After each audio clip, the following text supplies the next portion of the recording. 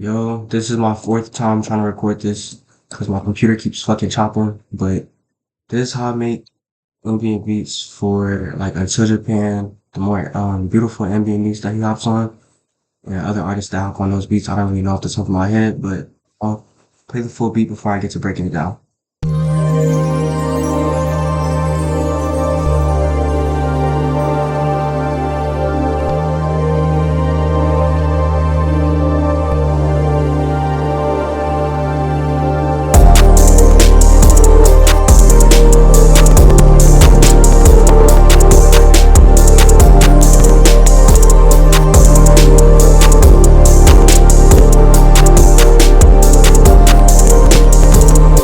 So yeah, like I've been saying, my shit's been chopping, but I'm not even about to trip over it and keep re-recording this. I'll get straight into breaking it down. First sound that I have here is this. I'm pretty sure it's an E piano. Yeah, it's an E piano XV Crystal from Xenology, and here's how this sounds.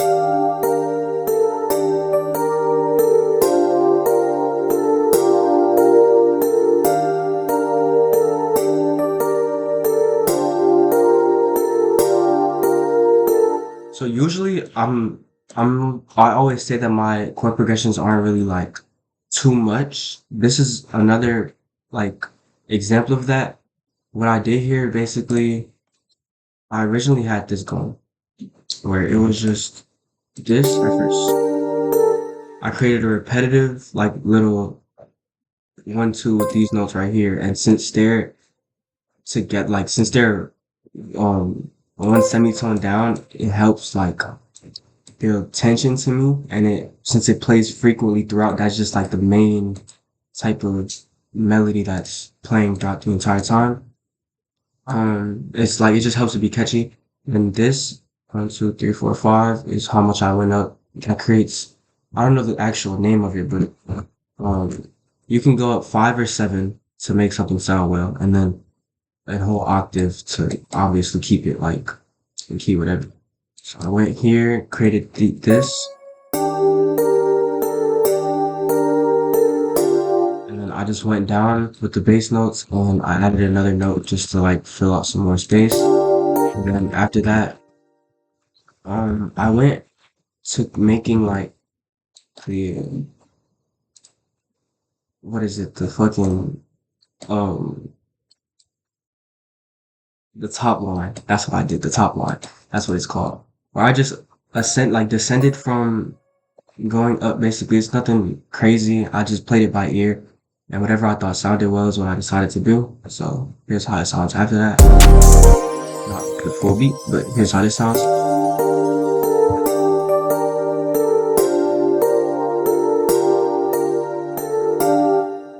That's pretty much it for that first progression.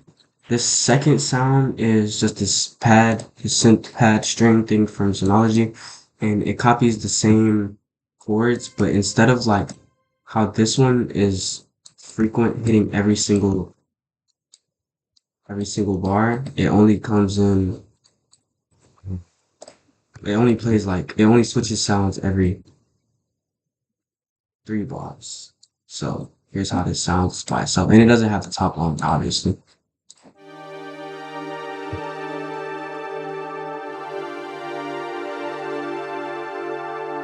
So that's it. Here's the second sound, or this third sound. This is another pad. Same percussion as the pad beforehand.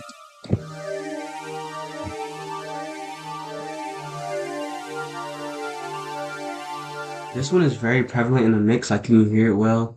And it just sounds well to me. This, I'm positive that it's a bass.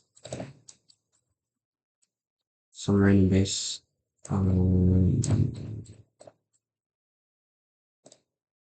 Yeah, it's a bass from Analog Lab.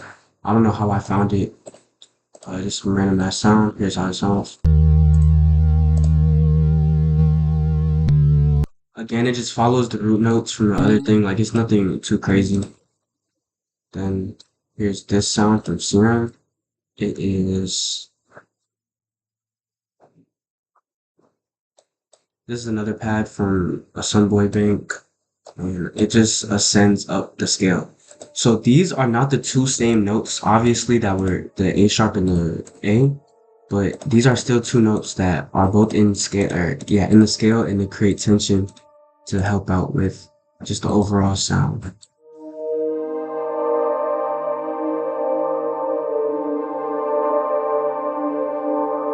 Again, this is also like very prevalent in the mix.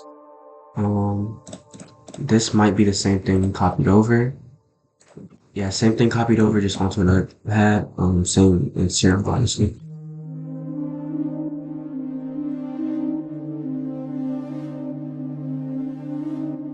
So that's that.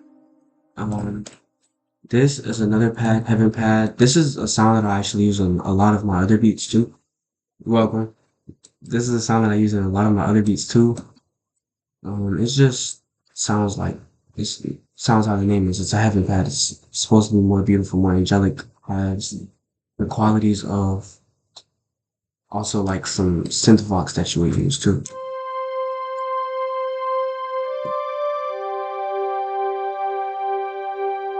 And with this, like I said, I just went by ear and laid this down. Going on to expand. This sound, oh, I was watching the fucking Dead Boy Aiden Until Japan tutorial, and he was like, use this in your beats as sauce, so I went to it and it fit in this beat, so I was like, fuck it, like, I wouldn't be able to, I'm not scared to admit that I used another person's tutorial or anything. I used that and it influenced a lot in this beat, but this is how this sounds by itself. And I also, wait, here not EQ it out. I think I used, yeah. I put EQ and reverb on most of these sounds, but it's nothing crazy. Like, I'm not about to go in and break everything down. It's just EQ, and the EQ is cut out to low ends, and then reverb, you just tune it to however you want it to sound. What else is there? I'm pretty sure that's everything in terms of, yeah, that's everything in terms of the melody, so I'll play the full melody together real fast. I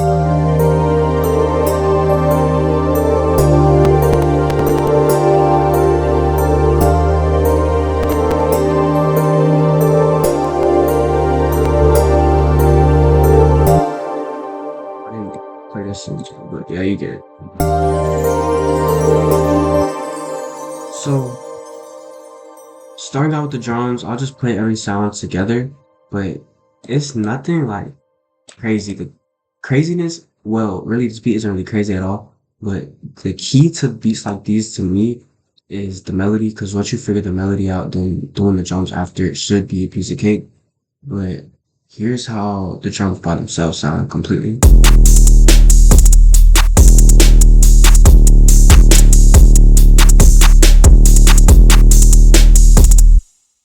Nothing crazy, but I'll begin to breaking every sound down. So there's this small, it's more of a realistic sounding one, because that's just how like Until Japan beats sound. There's nothing really special to it. I don't even know what kit I used for this. I think I probably used the same Devil Aiden kit that he showed in the video, but I used like a more realistic sounding snare, and I went to have more like realistic sounding things in this beat for that reason, because that's how Until Japan beats sound. Then I added this hi-hat. I didn't want it to be nothing crazy. I just wanted it to have like enough going on to where it did fill out a lot of just like stuff that the beat was missing.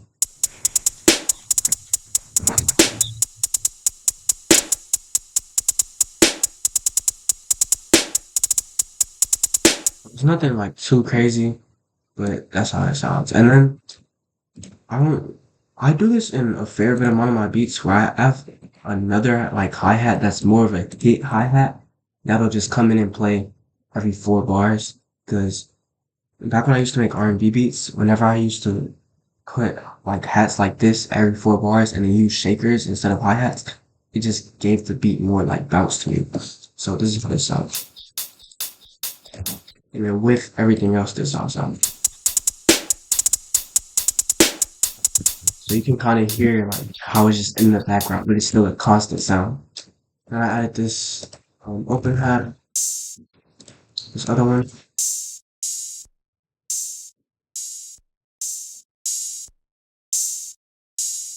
That's literally it. That's the bounce to it. And then this last snare that I added.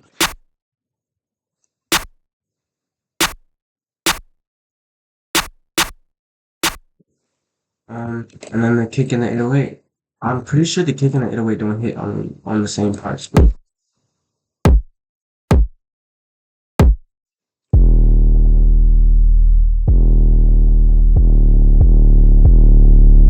yeah, it just follows the root notes, nothing crazy, and I kind of like I spaced it out wherever I could, but when it wasn't spaced out, I just started the second bar, it played, and then it went back into spacing itself out, and then here's how the 808 sounds with the kick. Like it just helps it punch harder.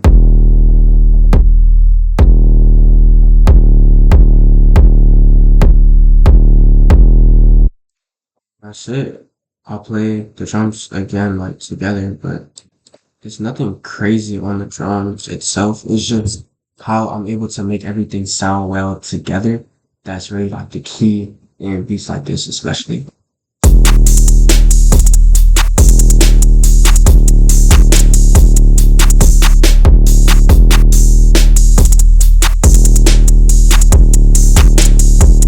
Yeah, like I said, like that, this second hi-hat really just comes in to like help push it to me. Like it just sounds like this. We're not at the other one, like it just, I don't even know if it's really noticeable to other people, but I just noticed it there and it helps like things sound better. And then whenever I um, cut the main hi-hat out for this part especially, this is how the entire beat sounds.